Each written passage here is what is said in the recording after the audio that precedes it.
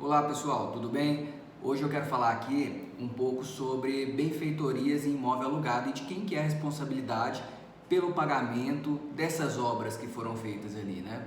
Eu já tive um caso uma vez de uma procura de uma pessoa que ela alugou uma sala que disse que estava em péssimo estado de conservação, praticamente não tinha nada ali, e ele fez lá várias obras. Ele pretendia montar ali uma floricultura em frente a um cemitério daqui de Goiânia, e ele gastou aproximadamente uns R$ 500.000 nessa obra, com a colocação de uma câmara fria para guardar essas flores, né, para ele poder comercializar.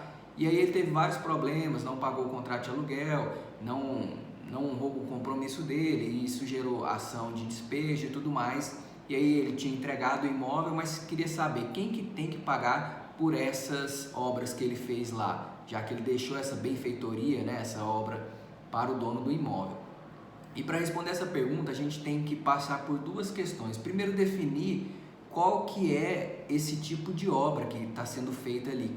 Porque a depender do tipo de obra, existe um regramento diferente. E outra coisa também que é muito importante é verificar o que está no contrato.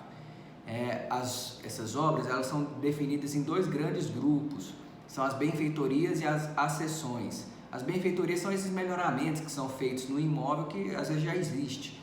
Essas benfeitorias podem ser necessárias, por exemplo, estoura um cano e você tem que fazer uma obra ali, uma reforma, tem que consertar o telhado, porque se isso não for feito, o imóvel vai de mal a pior.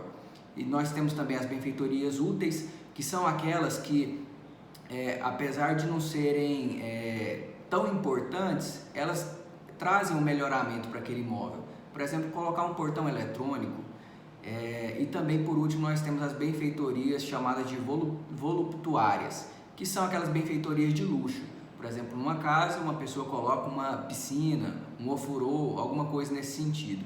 E aí nós temos também o segundo grupo, que são das accessões. As accessões podem ser consideradas como uma incorporação na obra, tem um sentido de construção mesmo, de algo que foi levantado do zero. Por exemplo, a pessoa aluga um terreno que não tem absolutamente nada construído e edifica lá um galpão comercial para ele tocar o negócio dele. Isso daí é considerado como uma accessão.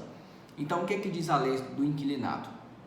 Se a benfeitoria for necessária, o inquilino tem direito ao ressarcimento, e se ela for uma benfeitoria útil, ele tem direito se tiver autorização do locador. Se a benfeitoria for voluptuária, ele não tem esse direito. Tudo bem, mas se o locador não pagar pela benfeitoria necessária, o inquilino tem o direito de reter aquela coisa. Ele pode permanecer no imóvel como se fosse abatendo o valor dos aluguéis pela obra que ele fez. Isso não se aplica no caso de benfeitoria voluptuária, que ele pode retirar aquela coisa. Se ele conseguisse, por exemplo, nesse caso da piscina, retirar a piscina de lá sem causar nenhum dano ao imóvel, ele poderia fazer essa retirada. Mas se não conseguir, ele perde isso lá para o locador. Em relação às accessões, se foi feita de boa fé, ele também tem direito, mas aí não é pela lei do inquilinato, é pelo Código Civil. Ele tem direito à indenização daquilo, ressarcimento. Mas um ponto muito importante que você tem que ter em mente é que o contrato, ele pode falar coisa diferente disso. Por isso é importante analisar o contrato antes de você assinar. Porque se você assina um contrato que está prevendo, por exemplo, a renúncia desse direito, depois vai ficar difícil para você questionar. Então, olha só, a lei do inquilinato vai falar lá por volta do artigo 35, 36, que é permitido pactuar a renúncia dessas benfeitorias, ou seja, a pessoa abre mão de qualquer uma dessas coisas que ela pretenda fazer, seja benfeitoria, seja accessão, de qualquer natureza. Pode ser inclusive a questão da reforma do telhado. Se ela abrir mão, aberto está. Então deixa sem indenização, sem ressarcimento, sem nada. A justiça já enfrentou esses casos aí em julgamentos que as pessoas alegavam que essa cláusula seria abusiva.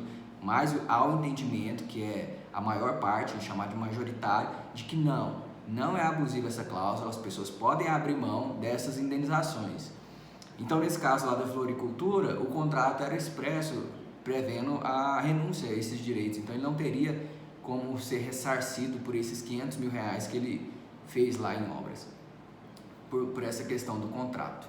As accessões também são da mesma natureza. Se estiver abrindo mão delas, você não vai receber indenização alguma.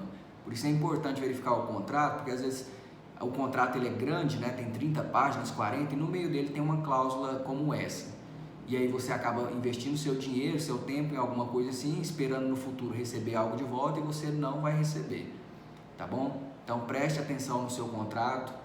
Se você está fazendo uma locação, principalmente comercial, busque auxílio profissional, alguém para ler e para te informar adequadamente quais são os riscos desse contrato, o que poderia ser mudado, o que pode causar prejuízo, porque depois que for assinado, não há como discutir mais essa questão da renúncia, porque essa questão é disponível, as partes podem dizer como querem, e também não se aplica o Código de Defesa do Consumidor em contrato de locação, tá bom? Então preste atenção, e essa foi a dica de hoje. Até mais!